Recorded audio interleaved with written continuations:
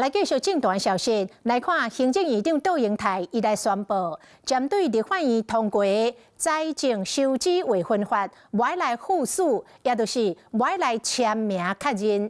总统赖清德昨深夜伫面册铺影片，讲伊支持行政院长的做法，伊嘛愿意以符合着宪法的方式，到立法院做国情报告。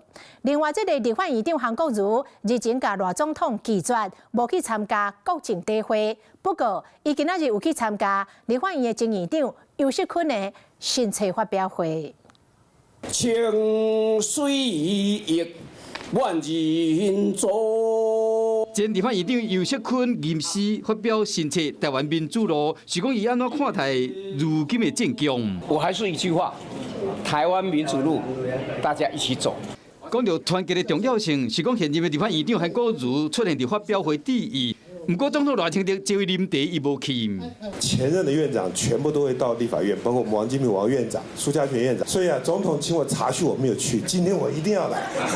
主动讲到这件代志，赖清德进前嘛比较公道伯前立法院长王金平任来强调，真怀念当时协调调野的精神。大家彼此都怀念吧，看在整体该怎么来处理，来化解这个僵局嘛，这叫整体的。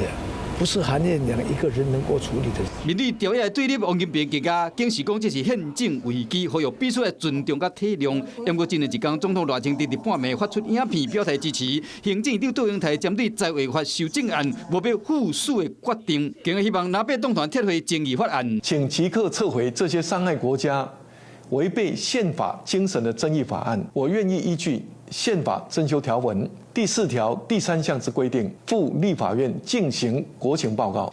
无要附属，这是现前的首例。县市首长嘛纷纷表态，国民党这个通市长张善政就讲，这对财政的影响真大。这对于桃园的财政来讲，当然是有很大的影响。我们是希望说，行政院还是能够尊重民意，在立法院就关宪诉法或者是整个宪法法庭的运作。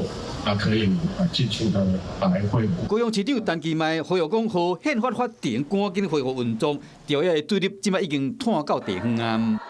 Hello， 我是雷亚，想要抢先掌握最及时的新闻资讯吗？赶快订阅、按赞、开启小铃铛，锁定华视新闻 YouTube 频道。